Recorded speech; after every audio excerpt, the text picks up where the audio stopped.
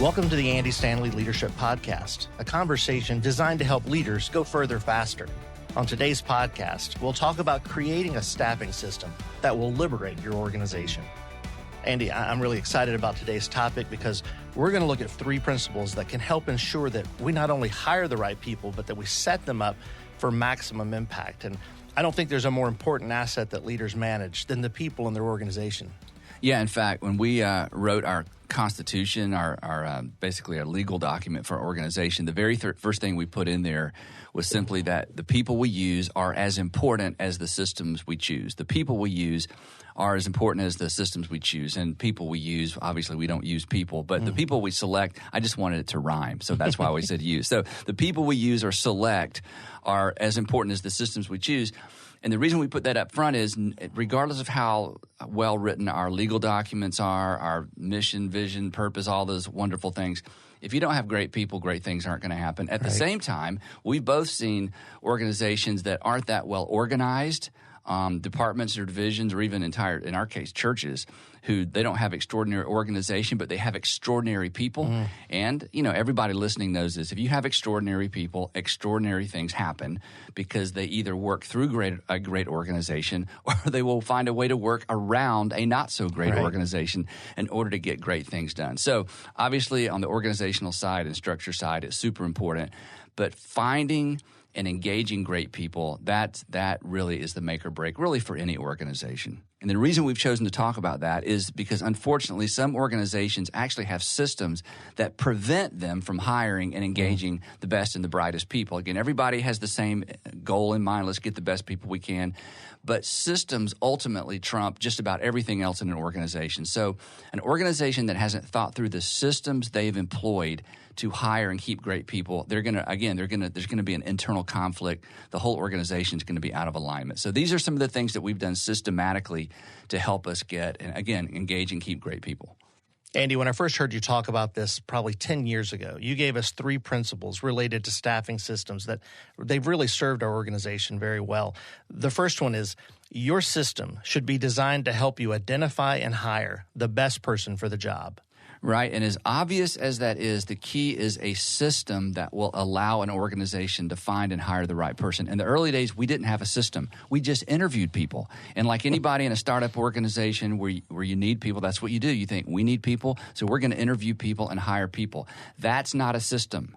And where this first dawned on me was after my assistant, Diane Grant, sat in with me when I was interviewing someone. She told me, appropriately later on, Andy, you should not interview people.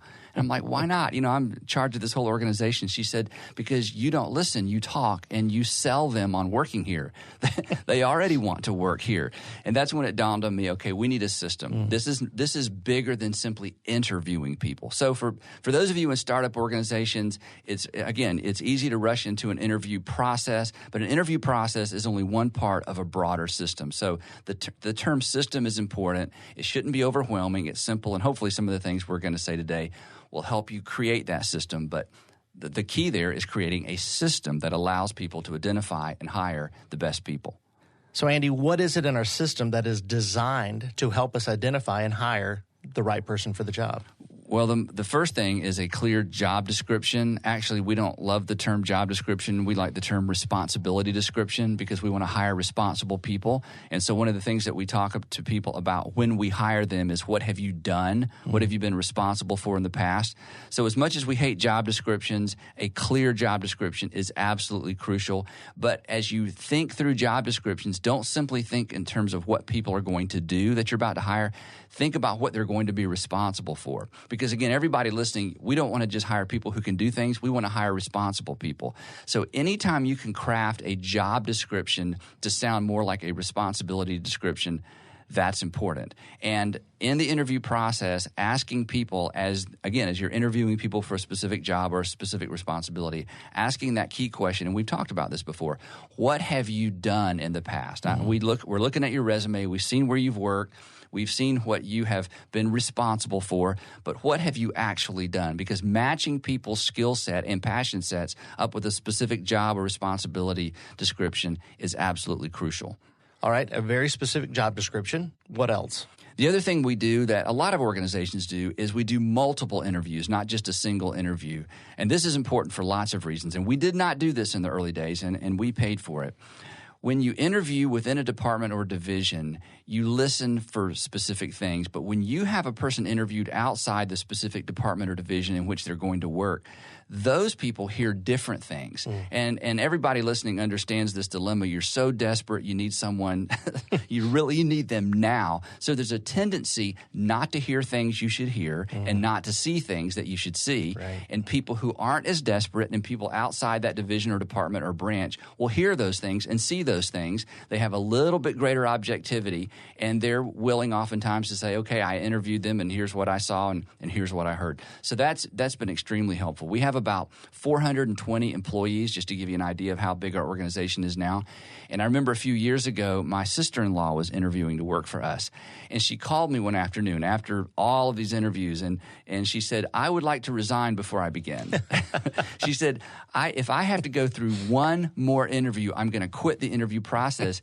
And she was sort of kiddingly saying, hey, is it just because it's me, because I'm your sister-in-law? I mean, are you being more sensitive to, because you're hiring somebody that's part of your family? I said, no, this is just how we do it. We essentially interview people to death because, again, it's better to over-interview than to under-interview, and it's always good to have people outside a specific discipline, division, department, or branch to be involved in the process. Now, if you're in a small organization or startup organization and you say, well, there's only 6 of us, you can use board members, you can use friends, you can, don't think just in terms of who's in the room when it comes to interviewing. Look for ways to do multiple interviews. It will always serve you well.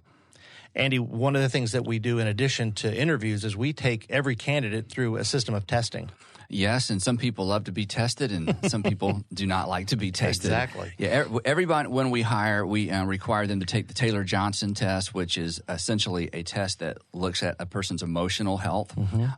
We use Right Path. I know a lot of people listening use the Right Path. Then there are 3 other tests that are optional depending on the job description or the responsibility description. A lot of our employees love Myers-Briggs personality test because they're familiar with that. We also use Strength Finders, and then we use the Wonderlic personnel test. You may not be as familiar with that, but this is really a skills-focused test. And the reason I mention those by name is people ask us sometimes what we use, but there are so many great evaluation tools. The point is, within the system you're using, pick 2 or 3 and to use the same ones over and over.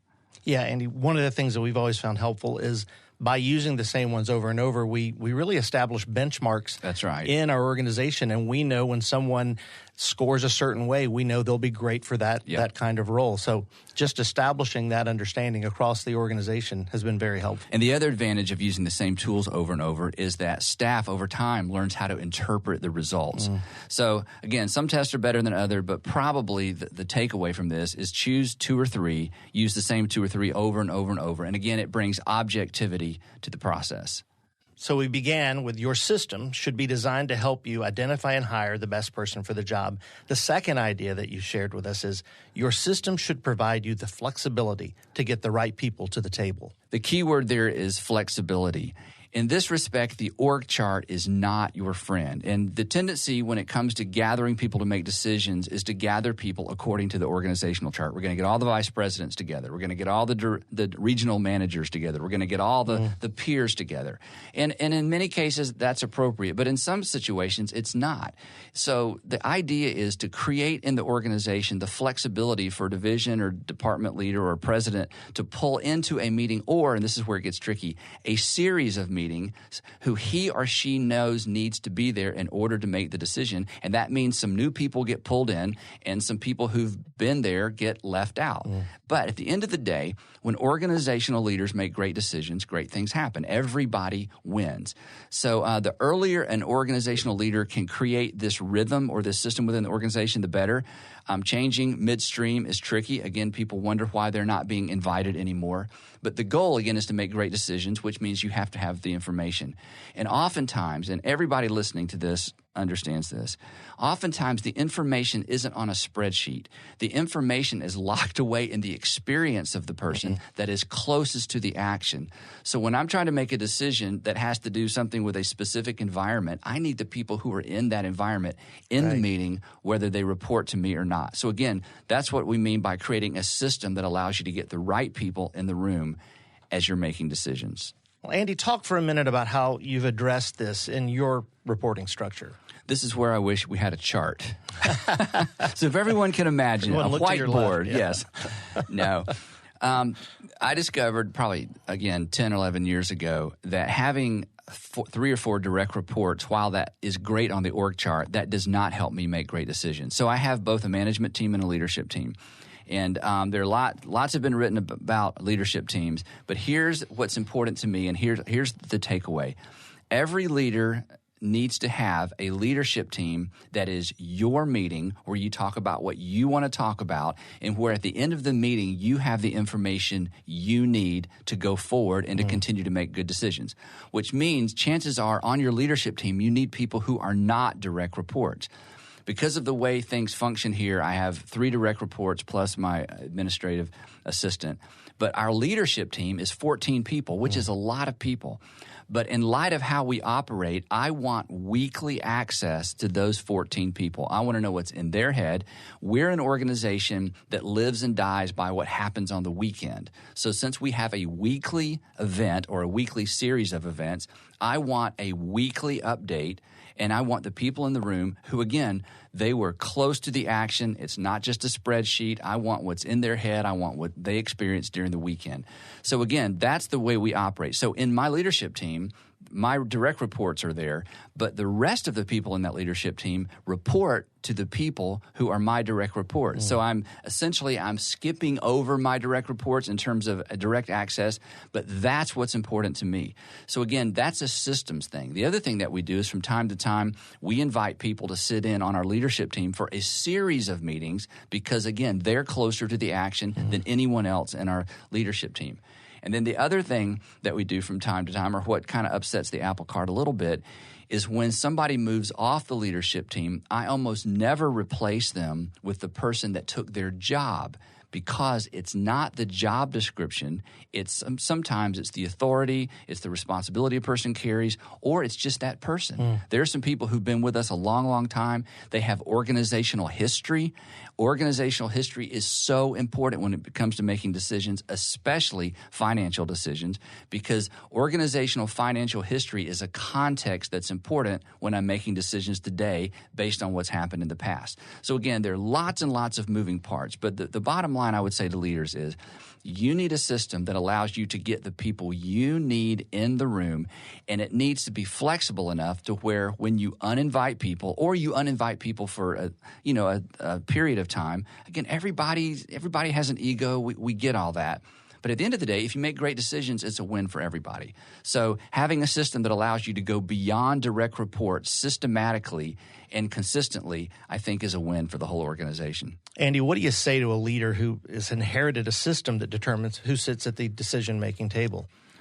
There's a couple ways to address that. First of all, the earlier you address it as a new leader within a department or division or organization, the better. The second thing is it's easier to invite new people in than it is to ask old people to step out. When I say old, I mean people who've been there for a long time. So if you inherit, again, we're not talking about board of directors. We're talking about staff. So if there's 6 people that always sit at the decision-making table and you're the new guy or you're the new person, you just say, hey, I've asked so-and-so to sit in. So invite new people in. That changes the dynamic of the conversation. The other thing that you can do, especially if you've been there for a while, is to say, you know what, we're going to reshuffle things. I'm going to ask everyone to be a part of the leadership team for a year or for 18 months and just establish. And again, coming in new, it's easier to do this, to say, I want to invite you to be on the leadership team for the next year, for the next 18 months. That sets an expectation, and it sets up an off-ramp. Say, hey, your 18 months are up, or, it's been great. So again, creating a sense of, hey, this isn't forever. Now, again, there's probably 2 or 3 other things, but at the end of the day, and I think this is the big takeaway, every leader needs to have a meeting that is helpful to them. And so one of the things that, I have to say every 2 or 3 years to our leadership team, this is my meeting. This is for me. I hope you enjoy it. I hope you get something out of it, but it's really not for you. This is my way to get a weekly snapshot of what happened this past weekend. And again, we do lots of things in our leadership team meeting, but it's my meeting. And the other reason that's important is because I want everyone on my management team and on our leadership team to have the flexibility to create the same system within their organization or their division or their department.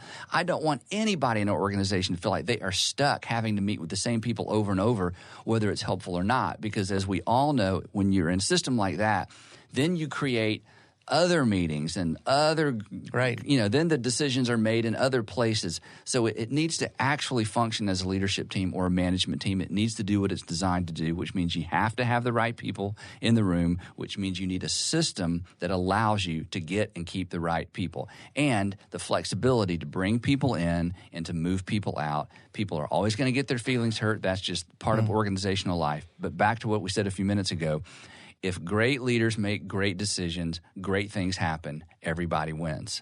Andy, the final principle that you gave us is your system should ensure that only one person answers to they. In most organizations, because of the way we design org charts, really only one person actually answers to a they. The real issue here is that we don't want people feeling as if they answer to a they. So here's how that happens, and we've all seen this.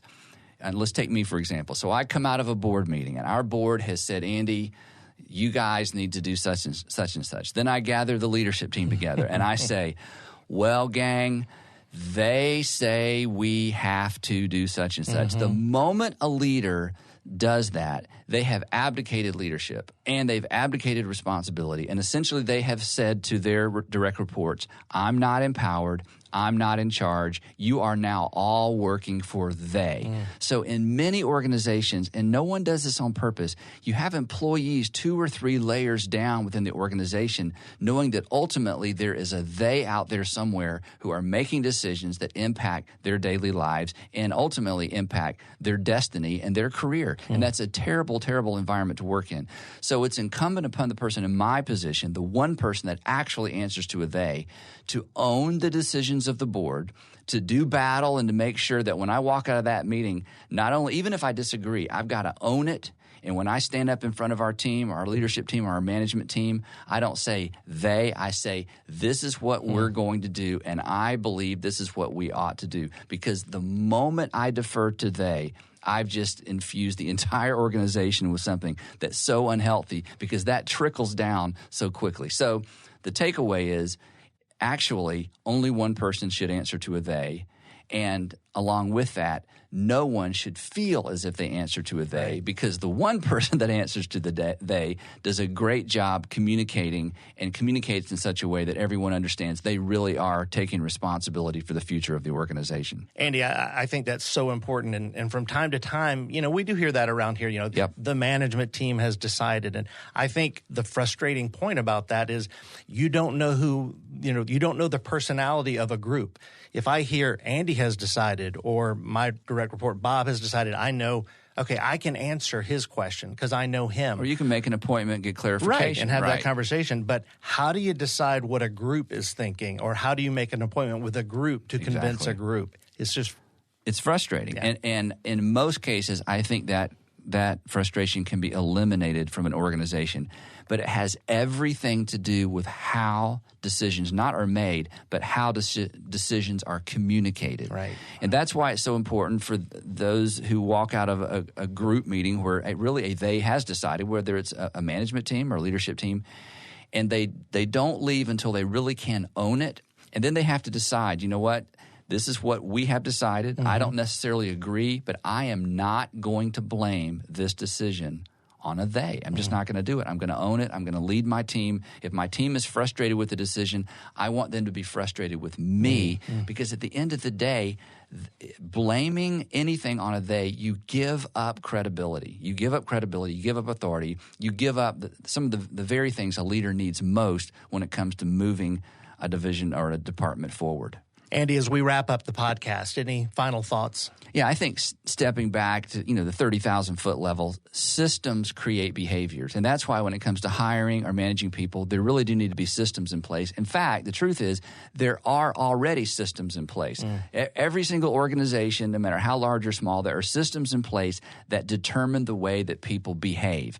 It's only when we examine our systems, it's only when we are intentional about our systems that we're able to leverage our systems to accomplish what we ultimately want to accomplish. So as we think about hiring new people, as we think about attracting new people, there is some system already in place with every organization that allows that to happen or keeps that from happening. So examining our systems and then being intentional about how we go about doing some of these things, it's really important. It deserves some time and some attention. Well, Andy, thanks so much for your time today. And to all our listeners, we want to thank you for joining us as well. To hear more from Andy on leadership, please visit andystanley.com.